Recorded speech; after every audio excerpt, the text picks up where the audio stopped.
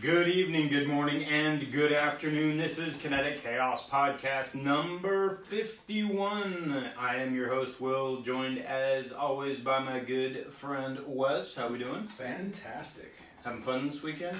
Or did you have fun this weekend? Yeah, what did I do? Oh, we went to Hood River. Yeah. So I'm like, I knew I did something. Oktoberfest. Yeah, I did something. I couldn't remember what it was. Did you drink any beer? We had, one of the places we went does their own cider from their fruit in their orchards. So I had a cherry pie cider, Very nice. which was awesome. And then they had a tart cherry cider, which my wife Tia had.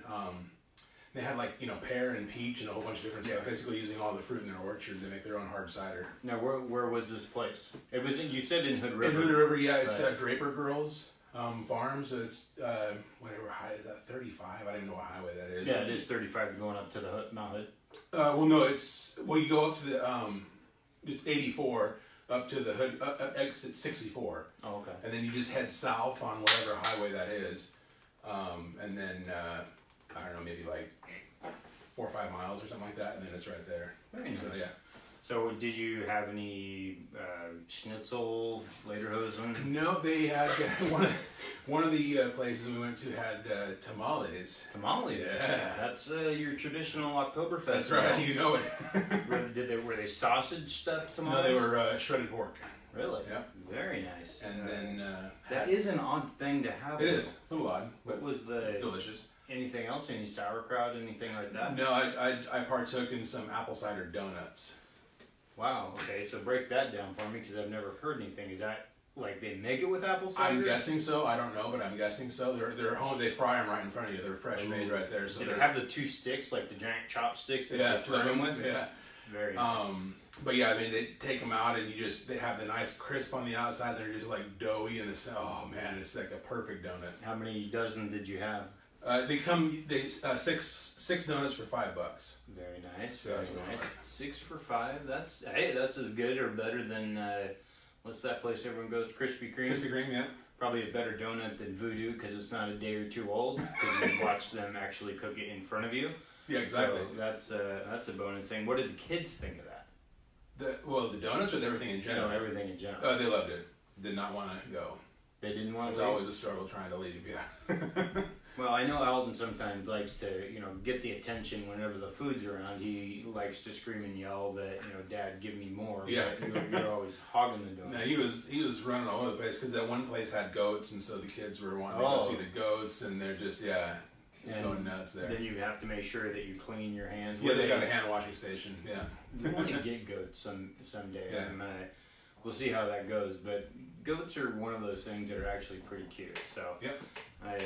Especially the ones that like jump up on rocks and stuff like that. That's a lot of fun. Well, let's jump into the show for once here. We're 3 minutes in.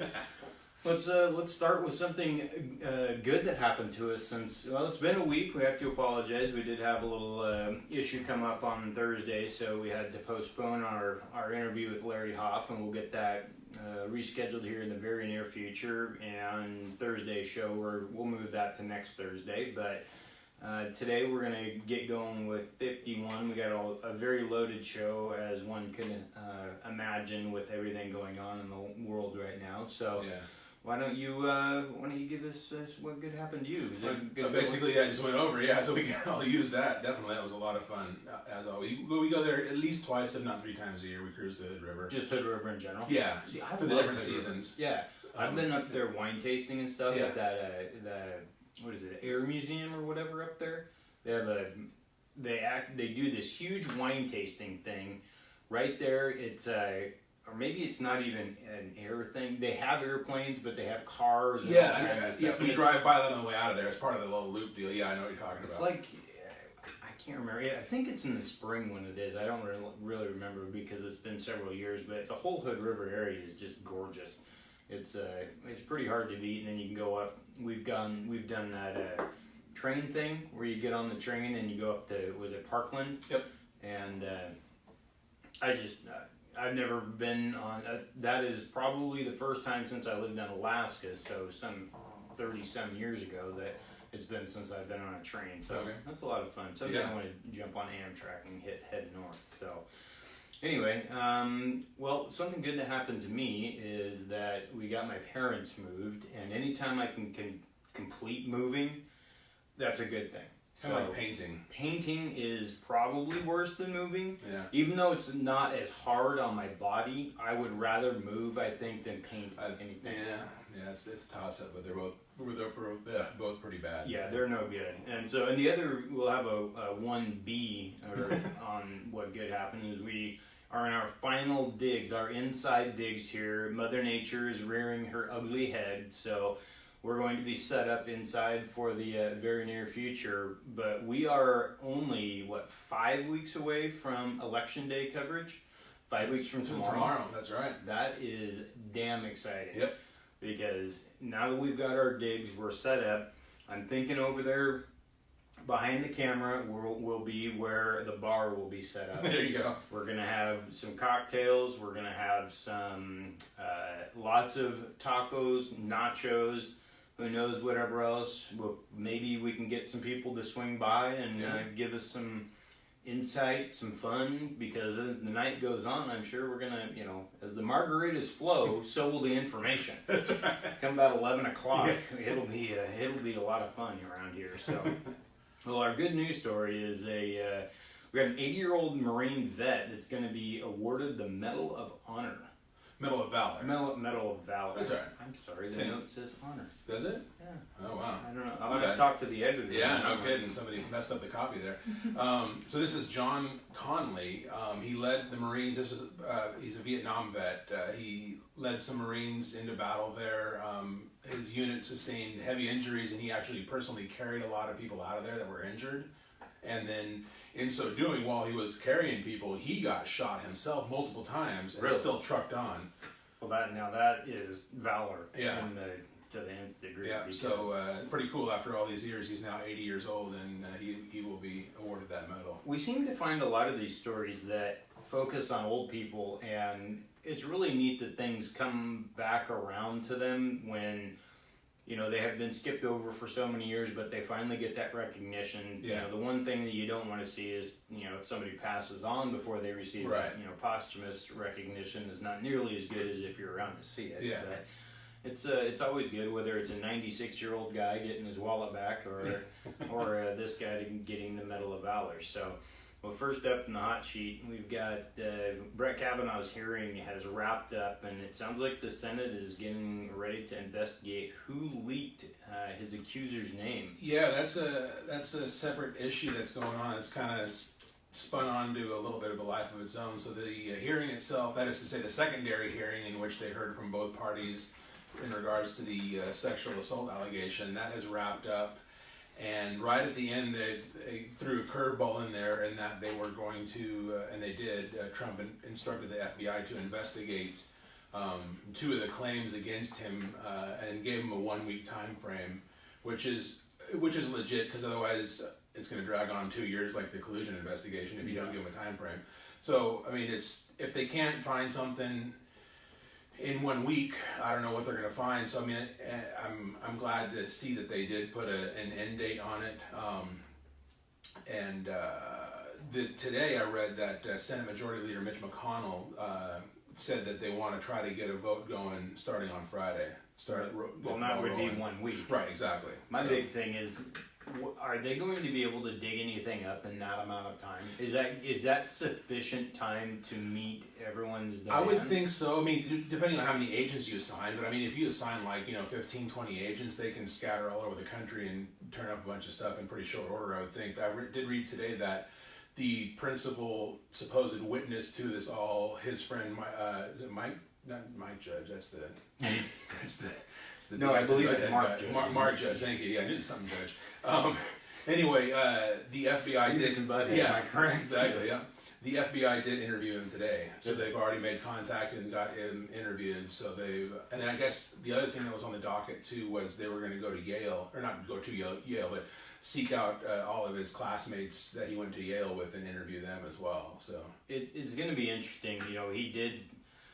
I've actually discussed this with a few people. What do you think about the hypothesis that if he would have just admitted to doing something, that he was some kind of transgression as a teenager, that this would have blown over, or do you think he's right in? I mean, if he is absolutely innocent, because he has admitted that he's done things wrong. I mean, he drank beer and sounds like to excess, but some people think that if there's smoke, there's fire, and that's why there's investigations, and he's been through all these things. But if he would have, even if he is innocent, if he would have just said, yeah, I did dumb things when I was younger, and this would have blown over. I don't subscribe to that theory. No, I don't either. I think that if you're innocent, you got to stick to your guns. Absolutely. But, and then you see all the folks with the lie detector and things like that. Well, as I pointed out to you on, I think, was it Thursday or Friday? I think it was Friday when this all came down. Clay Travis from Outkick the Coverage was discussing it, and he's a former attorney, and he said there's a reason that you can't have... They're not admissible in court because they can be beaten. Yep. And so everyone that says, oh, have a lie detector, things like that, they have been beaten many, many times. And the one thing he said is that you can talk yourself into believing something. Absolutely. That's all it takes to pass a lie detector. If you can program your brain to believe that this certain event is true, then there's no hesitation, there's no all the other tell signs that are there. If you can convince your mind of it, then all that kind of stuff goes away and you can skate through the lie detector. So. Absolutely. And so that's one thing that people don't think about, is that you can either side, because I mean, I'm fairly convinced as well that she believes something happened. She could be wrong on the person, but it happened 36 years ago. Right. It's really hard to, recollect what happened that long ago, let alone 20 years ago, 10 years ago, down to the details. And so many things have been, 4 people that she has named that were involved have all denied it. Right. And including her best friend. Exactly. And so that's a little hokey. All under oath as well. Right. So it's, it's all pointing to that, it more than likely didn't happen. You just have to look at this, remove the emotion from it, and look at it. Yep. Look at it from the thought of, if this was a jury trial, you basically have it reduced to he said, she said, but there's no tangible evidence. And the prosecuting, you bring up a good point that I wanted to get to. The prosecuting attorney that they brought in to talk to her, the gal from Arizona, after the fact, she said that her story, her evidence that she brought to the table, everything, it's not even good enough to obtain a search warrant. That level of information that she testified to is not even good enough for a search warrant, let alone a conviction. Yeah, absolutely. So she's basically saying that she had no decent info. So she has talked herself into this, and she's not the one that brought this up. That's what people also don't want to bring up, is that she didn't want this out in the open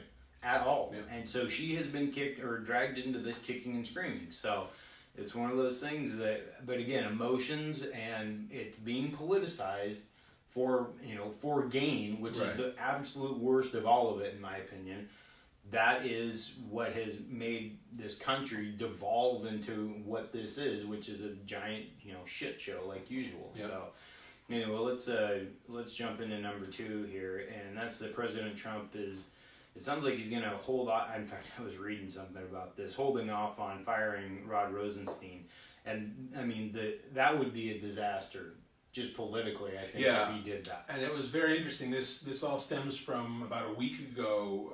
Matter of fact, I think it was a week ago today, that Rosenstein was summoned to the White House first thing in the morning. And he thought it was... And everybody thought it was go time. Yeah. And so then the meeting happened and passed and nothing happened. And then there was another announcement that he was going to come back like later in the week. I think it was like last Thursday he was supposed to go back again. Really? And so that's what was kind of throwing people for a loop. And so the speculation now is that that they may have been meeting to work out like a mutual agreement to resign as opposed to fire kind of thing, and that they may be waiting until the midterms are over so as to not distract from the election.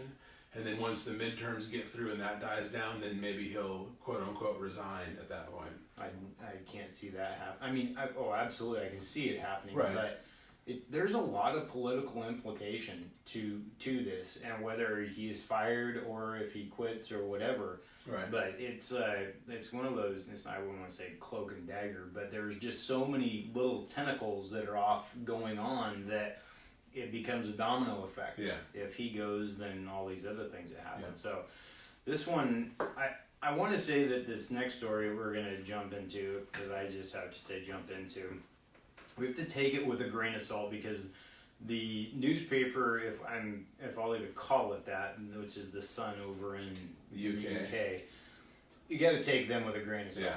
But it sounds like Putin is playing war games and testing out a new anti-ship missile, which talk about blow stuff off the face of the earth. I mean, what was it, like 8 ships? Yeah, 10 ships or something? 8 ships like that they parked, like defunct warships that they parked out in the middle of nowhere, and fired these missiles from a plane, and just basically destroyed the ships in one fell swoop. They claim that these missiles have a range of 155 miles. And that they can't be stopped. Yeah, right. That's the biggest thing, is Right. that they can't be stopped whatsoever. And that's, again, you're dealing with the Sun and you're dealing with Putin. So 2 sources that aren't exactly known for being the most truthful. Yeah. But, I mean, if there's going to be anyone that will pump up something more than Donald Trump, it's Vladimir Putin. Yeah. So we'll. I don't know that I want to see whether it can happen. That's true, or not, yeah. But I'm sure we've got some plans out there for some anti-ship missiles. And it's a double Anti-ship ship? Yeah. Yeah. Exactly. Yeah, something like It's chip squared. Anti-squared ship. There we go. Squared ship. This one, Bill Cosby. Finally, I can't believe you only got 3 years. Yeah. Yeah, this is a joke. And I don't know if it maybe the judge was factoring his age into the matter, which is not Or that he's necessarily a gonna legit get reason, but taken down Yeah. in prison. so the sentence that was handed down is a heck of a range too. A minimum of 3 years and a max of 10. That's quite a range. His lawyer had argued just for house arrest only, no actual prison sentence, just sentence him to house arrest and let him live at home under house arrest kind of thing. And the judge said no to that, and then Absolutely not. yeah, exactly. He was in a club a few months ago, I believe in Chicago. He did. I mean, that takes some balls right there. Yeah, He got up in front of a crowd and did a set. And so if he's able to do that, don't give me this. He can't go out Yeah. and serve a prison sentence for. I mean, this is just the tip of the iceberg. Yep. That he's being sentenced for, and why. I guess from reading a little bit about it, some people that were kind of weighing in on attorneys that it did, based on his former, or his past in terms of criminal past and things like that. This is about the standard range for what somebody would get for what he did. But I don't think that it's taking into account all of the other victims and things like that. So. Next one here, number 5 on the hot sheet. Consumer confidence is the index is the CPI, I believe. No, that's confidence. consumer pricing. Yeah, sorry, different one. Yeah. it's at an 18-year high. Yeah, and this is on the heels of the Fed raising the interest rates last week, quarter point again. And confidence in many areas remaining high, including the short-term outlook. I think it was like 54% of the people had strong confidence in the economy in the short term going forward. So that is, I think 20 years ago it meant more than it means now. yeah, I think that between misinformation being disseminated to everyone and just the general lack of understanding because of this, whether it's social media or whatever it is, we don't care about that as much. Even, the people that usually are really into that, which may be the over 40 or over 30 set, I just don't think that they're as knowledgeable now about those types of things. They're more apt to just take a headline, what we rail on all the time. They're not making themselves knowledgeable by reading about things. Newspapers are damn near, worthless. right. And so I think it's a word of mouth thing. Hey, my sister-in-law's cousin's buddy's next door neighbor said that his stock portfolio is doing well, so that must mean it's great. Right. So it's, I always take that kind of stuff with a grain of salt, but it also, it makes a good headline. Yeah. So it does what it is basically covering. It makes people think that things are going good, and the big thing though is what's coming out this Friday, and that's the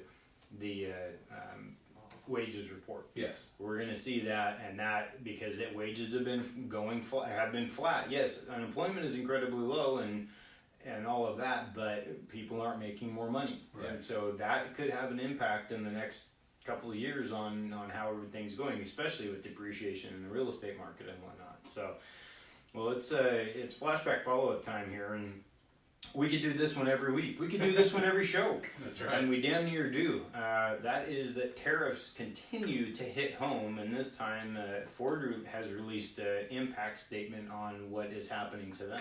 Yeah, and these steel tariffs, the CEO came out and said that these steel tariffs are going to cost them $1 billion in profit. Just in profit, and that's what... And everybody may say, the naysayers may say, oh, it's just that they're a big corporation, they can handle it, whatever. That stuff trickles down. That means layoffs because they can't afford that. That means their shareholders not getting a return, so they sell off shares and go elsewhere.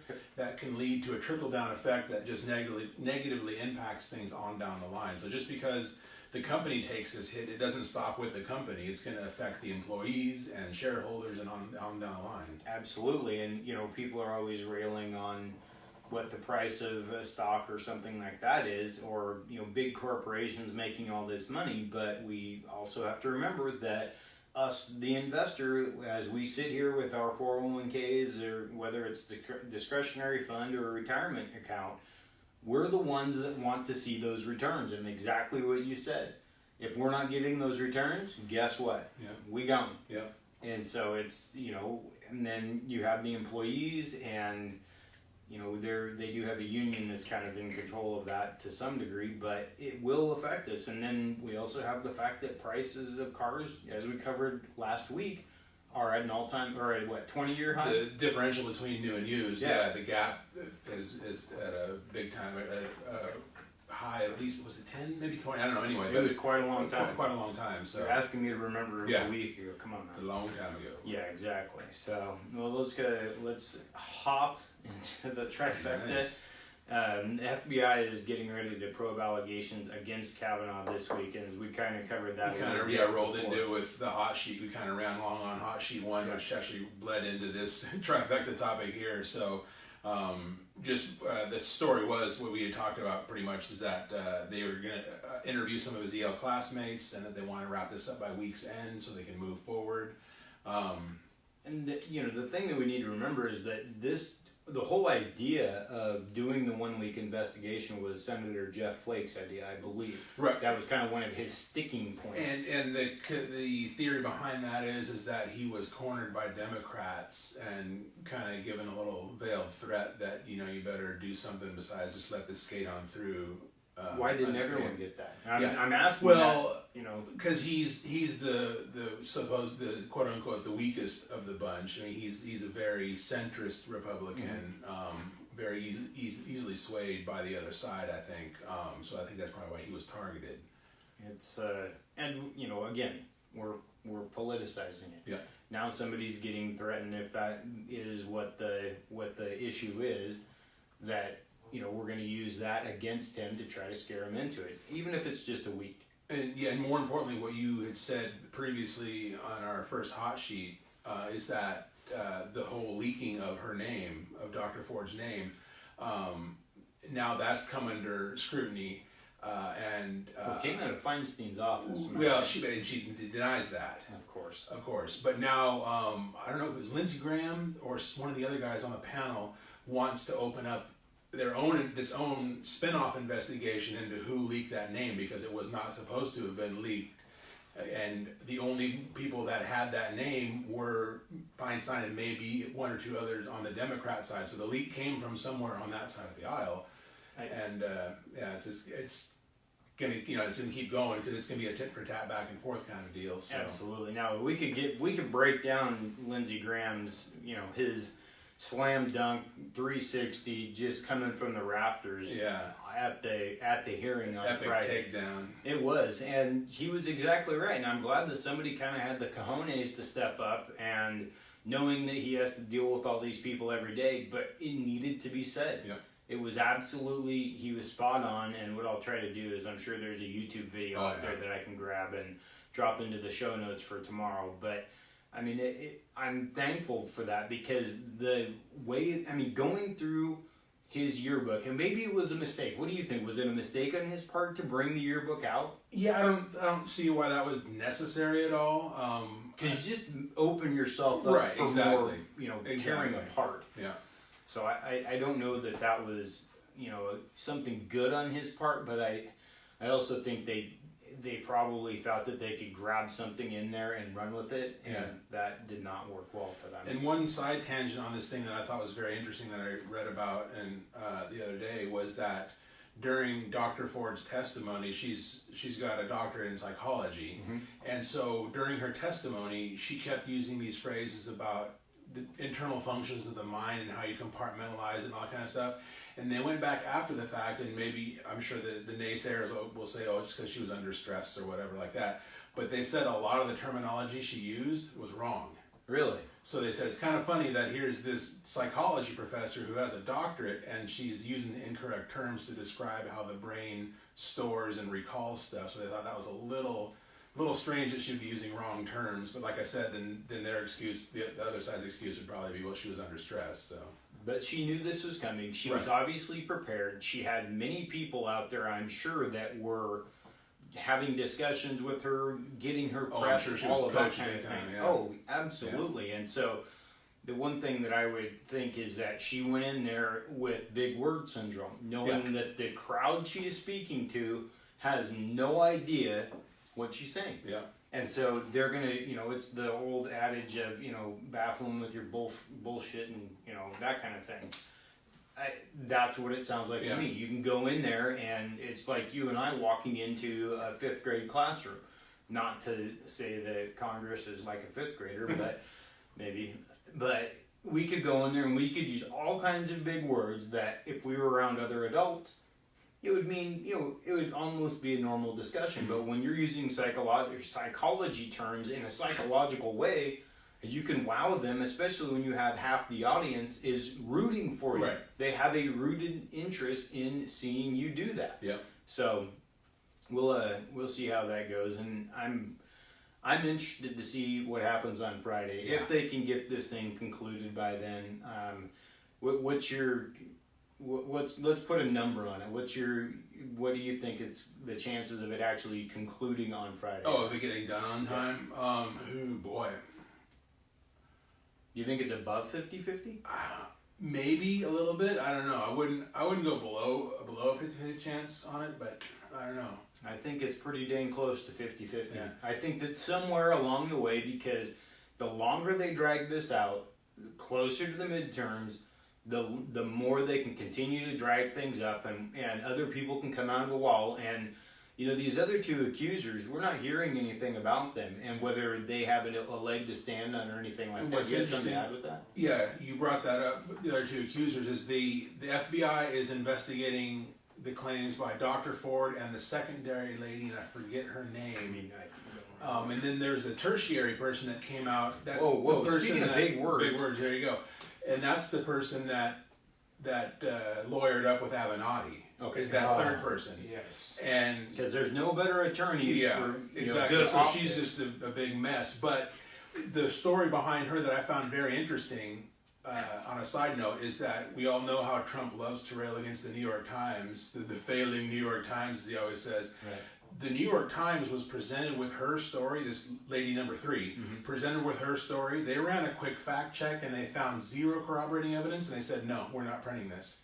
So the New York Times passed on her story, and it went down to some, like New York Daily News or some other, secondary kind of publication. But it was very interesting to note that the New York Times and Trump always spar back and forth, so you'd think that would have been an easy pot shot for the New York Times to take at Trump by running this story. But even they looked at it and thought, ooh, we can't run with this. There's no credible info here. That's really saying something. I'm going to be interesting to see what, on the side of the secondary one, what has come of that, and I haven't looked into that. But,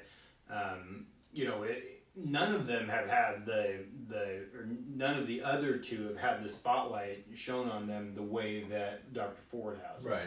And why that is, I don't know. Maybe more than likely because, Dr. Ford, we just went over the fact that there's no evidence there for her, yet she's still getting a seat in front of Congress.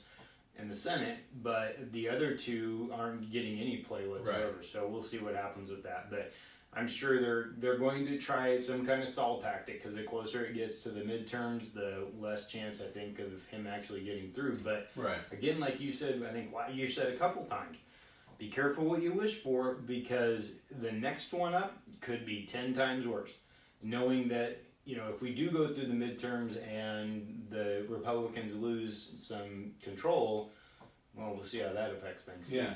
And the ultimate thing, I think, what not only is the left panicked by the thought of having another conservative on the court, the real panic would set in is if Trump wins re-election and gets another 4 years and they happen to maintain control of the Senate, because there's no way Ruth Bader Ginsburg's making it through another 6 years.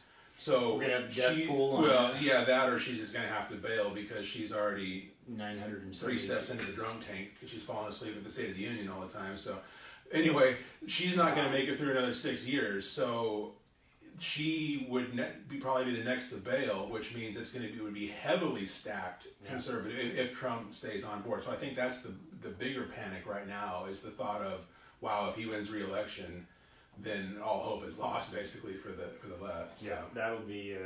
I think we've kind of beat this to hope, but. And I'm sure we're going to come back and talk about it, but probably not till next Monday. But it's interesting, and again, it's political theater, and it sells newspapers, and it causes clicks. So we'll see what happens with that. Number 2 in the trifecta here is agreement has been reached to keep NAFTA intact. What do you think about that? I don't know. Well, give us the nuts and bolts of the nuts and bolts of it is that it's been in place for 21 years. The current or the previous agreement was running through midnight last night, was the cutoff of the expiration date, so to speak. And within 4, 5, 6 hours before the expiration of it, they re-upped it. And I haven't been able to glean a lot of details in terms of, but according to Trump, a bunch of they tweaked a bunch of rules and a bunch of stuff with the different trade deals and stuff like that. So he supposedly, he came out, he's saying that it's supposedly a better working agreement from us, because from he's our agreeing end. Exactly, yeah. So, but yeah, in terms of the details on stuff, I don't have, unfortunately. It's pretty thin. I'm sure it'll start to trickle out over time, because I think it hasn't been fully signed off yet by all parties. The reason they, aside from the expiration happening last night, they also wanted to get it done in a hurry, because the current president of Mexico is in favor of this agreement. Okay. And his term ends at the end of this month. He's gone. Oh. So they wanted to hurry up and get it done and get him to sign off on it, not knowing what the next president's feelings may be towards it. It seems to me that Mexico has about 4 presidents every 4 years. Yeah. Vicente Fox, and then who's in there now? Calderon? No, it's Jose Calderon. No, not Jose. Enrique Iglesias? Pineda. Is it Pineda or Pinata? Not Panera Bread, no. But anyway, yeah. So, but I agree. It does seem like there's a lot of turnover presidential-wise. Yeah, I wonder, do they have term limits? Maybe they can only serve 1 term. I don't know. That is something that I have no idea about. But it's, it does seem like there are a lot of them. But in terms of NAFTA and the impact, because I remember when NAFTA first came into play, it was a major, there were a lot of discussions. Now, I was much younger and not quite in tune with politics and things like that, and we didn't have the information, so you kind of relied on what was out there on in newspapers. But what do you think is something overall that is good for America or for North America? I just don't, because I hear so much of both sides, yay and nay, on it, that I don't really, and I'm not well versed enough in it as I should be, that I can't really offer an educated opinion on that. It's definitely something I need to do more looking into. Yeah, and because if we just signed off, and again, I'm sure it's going to be for another 20 years. So I just remember, when it was going on, it was a monstrous deal. Because it happened under Clinton, right? 21 years ago, so that would have probably been... Because he left office in 98, right? No, W was in 2000, so it would have been Clinton. Yeah, it was. Yeah. I remember that. So okay, Well, we'll see what happens with NAFTA, and maybe we can get a few more details down the road. But number 3 in the trifecta is which state economy has performed the best since Trump took office? This is a pretty interesting deal here. So this was a legit scientific survey that took into account non-farm payroll, average hours worked by production workers, the unemployment rate, and wages. This is all on a state level, not national level. So they analyzed those 4 factors state by state, all the states of the union, and came up with the ones that have done the best since Trump took office.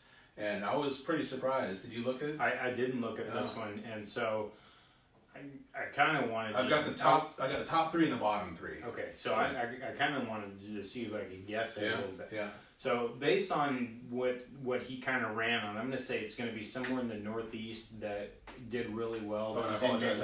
Top 5 and bottom 3. I miswrote my notes here. So yeah. Okay, so I'm going to say somewhere like a Pittsburgh, Pennsylvania type state did well. No.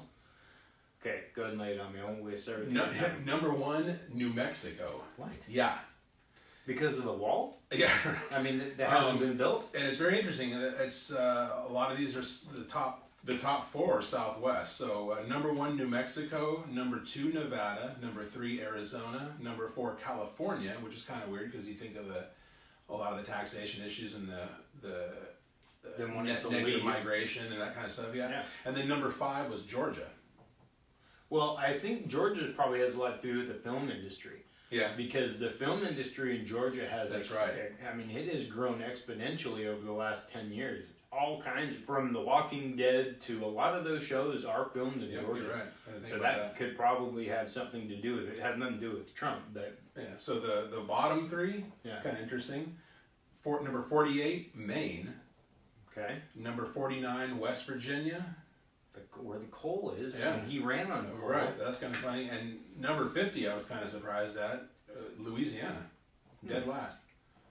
Well, Louisiana and Mississippi, they're not doing financially well. Right.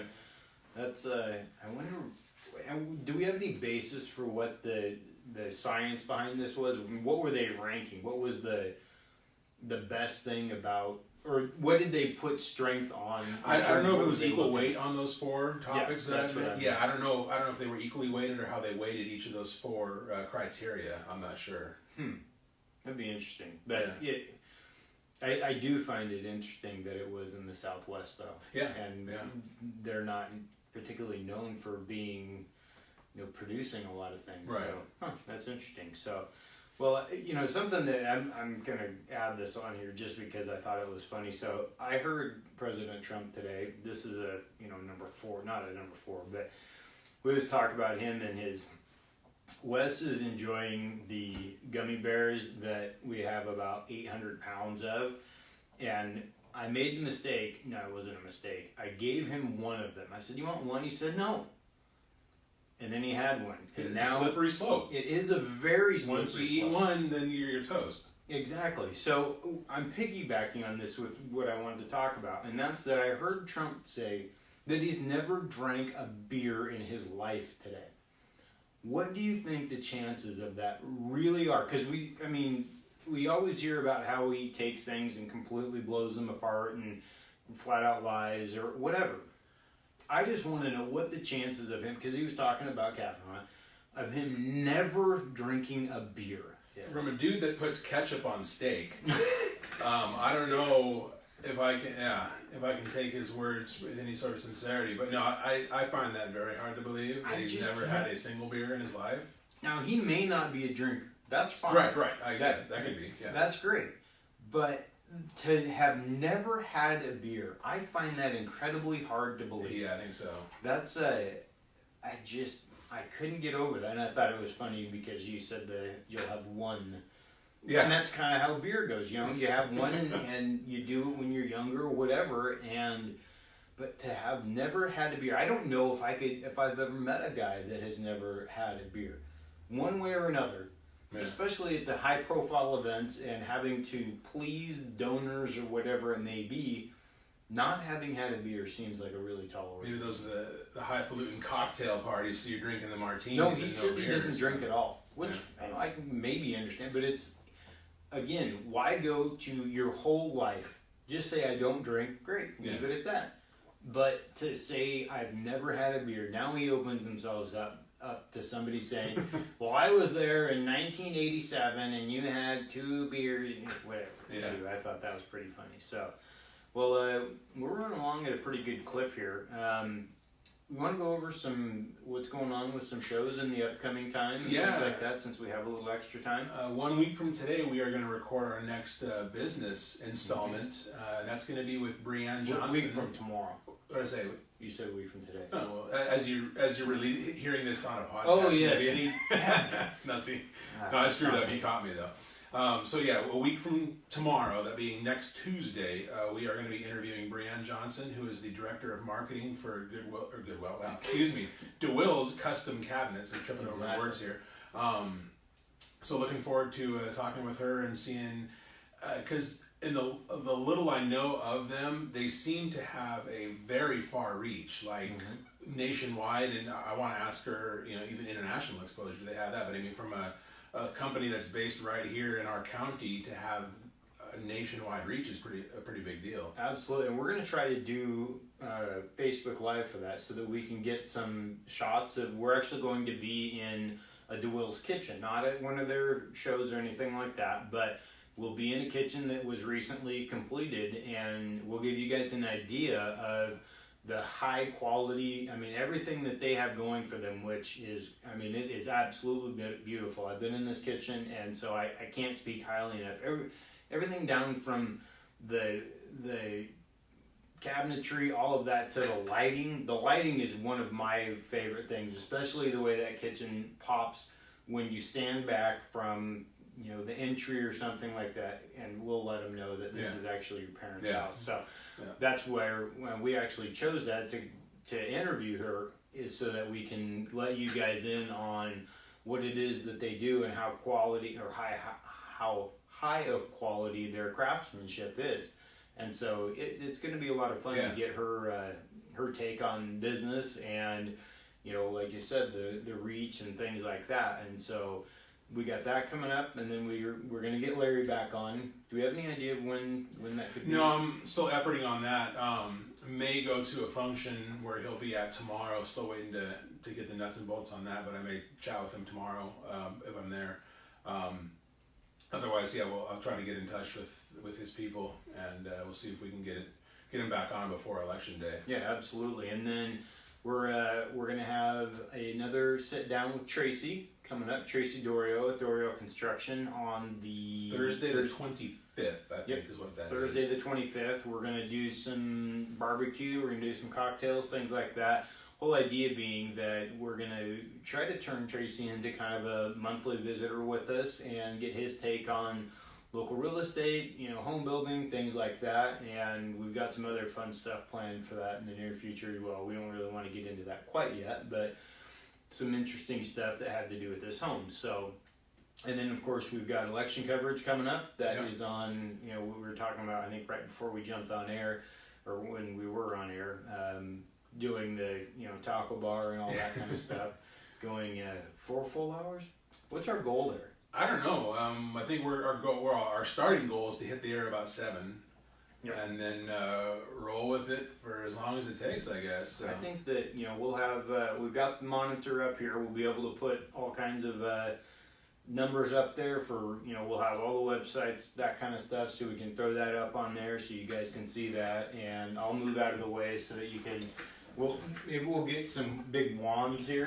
We'll be able to point to it. Right now we've just got a screensaver flying by because. I'm going to tell everyone, the NFL, the last time we recorded down here, and I had the big screen up, the NFL scrubbed our video off of YouTube. Because, and it happened within dang near 5 minutes of me posting that video. I got a copyright infringement email from YouTube that the NFL had filed that. Now the funny thing is that we never mentioned the game. The game was on mute, so somehow they have a technology that goes in and it recognizes that there is an image on the screen from the NFL. Right. I thought and it only took 5 minutes. That was incredible. Side tangent on that, the whole Big Brother watching and that kind of stuff, is type in show notes last night. I showed my wife Tia this, was insane. I typed in Kavanaugh's accuser as part of our deal here, and I typed in Kavanaugh, and then I started to type accuser. I did ACC, and then or AC, like the first or second letter. As soon as I started typing accuse, it automatically, the autofill word down below was that Julie Swetnick, whoever the tertiary lady that lawyered up with Avenatti, it autofilled her name in there. Are you kidding me? So how in the heck does that happen? I haven't even finished the word accuse yet, and it's trying to autofill this lady's name. How does it know that? That is machine learning right there. Yeah. We talk about that. I can't get it to keep the F word, which I occasionally use, or shit, because it's either duck or shoot or shot, and then I'm cussing at my damn phone.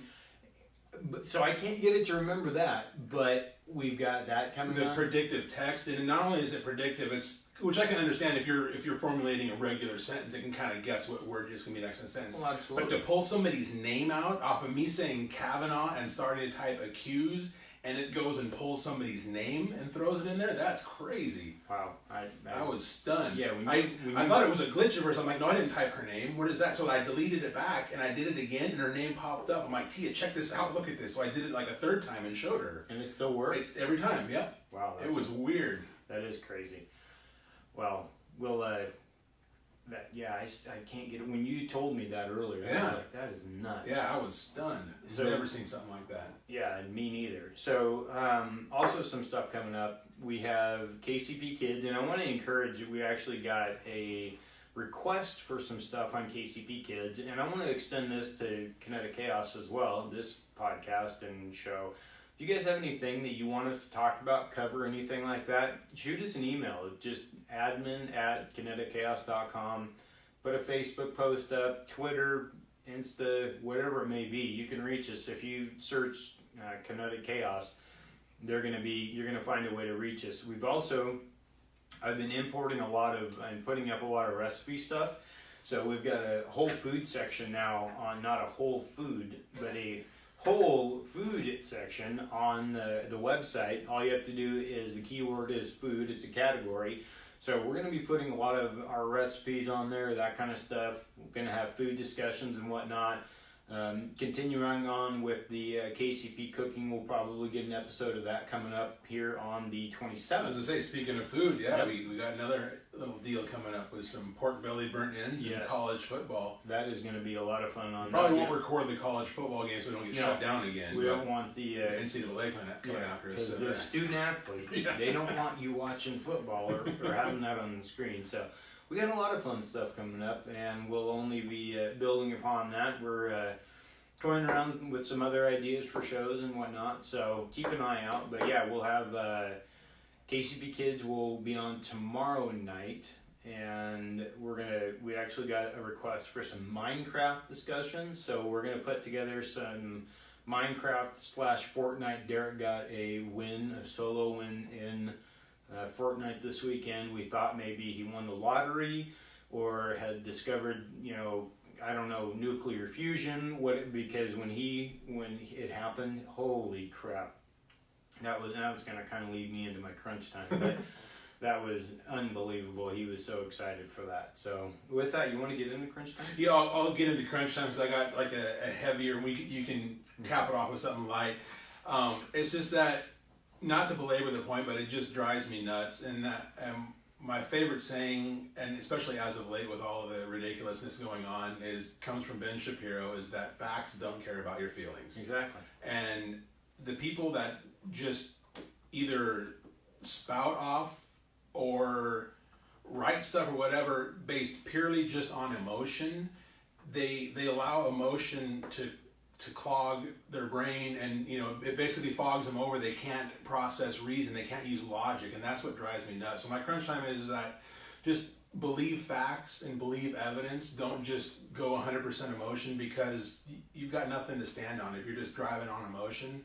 Well, And exactly. you've got no argument. You need to come at me with facts. You need to, not at me necessarily, but bring it on. But you need to come at a situation with facts. Don't just gush emotion, because that's just irrational. Exactly.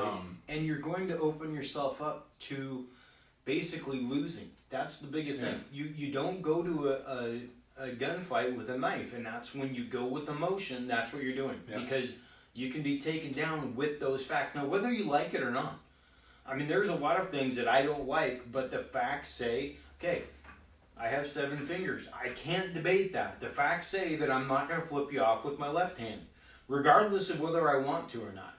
It's just the way it is. So that's all right. So my bottom line is that just think rationally, be rational, don't embarrass yourself, and as our colleague Holly eloquently put it, so I'll use her line too, which is perfect, is think critically. Critical thinking is a lost art these days. You want to just fly off the handle and post these cute little memes with nothing to go behind it.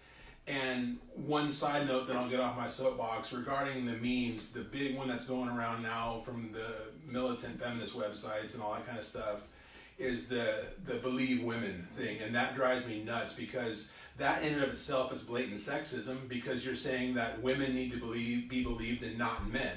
Right. So that sends a mixed message, because that side is supposedly against sexism and all that stuff. Anyway, the other issue that I have is that the old double standard, which we see all the time, in a subject we talked about last week, which was Keith Ellison, the congressman from Minnesota and the number 2 guy at the DNC.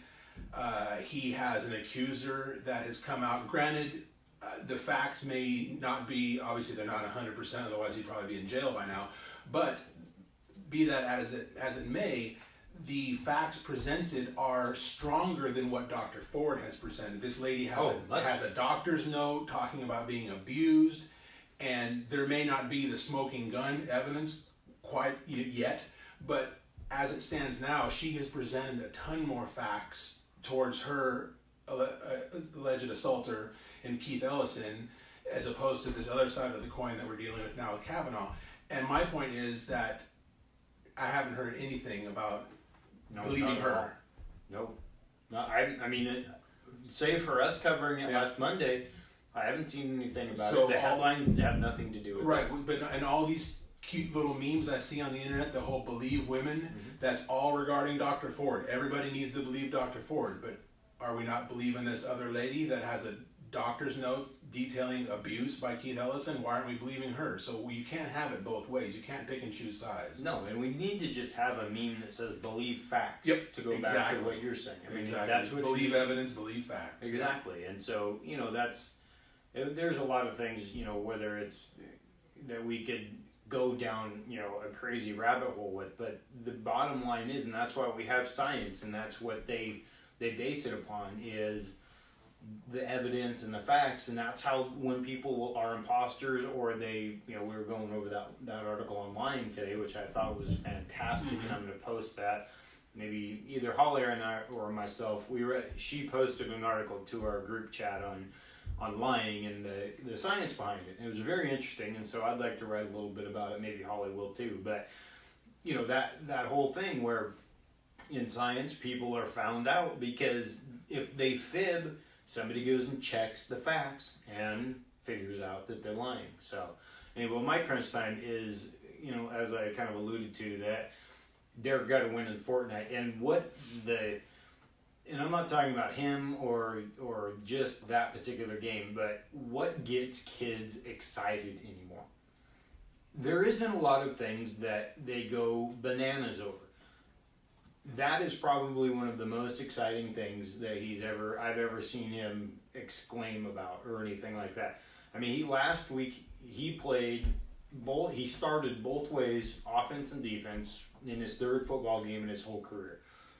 He was cool, calm, and collected, very excited, nervous, things like that. But I'm talking like all-out excitement, cartwheels, screaming at the top of the lungs. There aren't a lot of things, and I see that as a negative, because we're removing the innocence from kids at an earlier and earlier age these days, because they are surrounded by all of this, you know, whether it's stimuli, whatever it may be, but there's nothing special anymore, so much as it used to be. Whether it may be Santa Claus, things like that, it's almost kind of ho-hum. And so, just as a parent, as a, you know, and I'm not trying to rail on it or anything, but try to find those things outside of a video game, and I'm talking about myself as well, to get that excitement out of your kids. Find a way to elicit that response, because it's so positive and it's good endorphins and it's all these things that we forget with kids because we're busy, we're, you know, the rat race has got us hemmed up. Whatever it may be, try to find that thing and try to help your kid realize how important that is in their life. So that's my 2 cents in crunch time there. So anyway, well, with that, you have anything else? I got nothing. You got nothing. Well, this has been Kinetic Chaos. You and I think yours is because of the gummy bears and mine is because of the Gatorade, but we're both kind of stumbling. Yeah, garbling marbles. Rumbling, stumbling. Exactly, yeah. Well, speaking of that, we've got a football game coming up. Yeah, so that's right. That we're not talking about. We won't mention the name. We don't get sanctions slapped on us. Exactly. Yeah. I don't want to be, be sued out of my life. So, well, this has been Kinetic Chaos Podcast number 51. We will see you guys on Thursday with another good one. Freestyle will be back. We'll let you guys know about Larry and all these other great things we've got coming up on the website. Go there, www.kineticchaos.com, on facebook.com/Kinetic Chaos Productions, at Kinetic Chaos Pod, and look out for Platinum Moms, Text 2, KCP Kids. I'm Will. He's Wes. See you in a few days. We gone. Woohoo! Man, I'm gonna pack all that shit in there. We got to do that though. I mean, we got to let people know. Yeah. Thank you, Facebook guys, for tuning in. You guys are still on. The camera is still on. Yeah, that's what I do. Let me turn that off. Yeah, well, shut you down. I got Wes stuck in there. I'm gonna keep him in there for a while. Yeah, penned in. Bye, guys. How do I stop it? There's a done. Finish.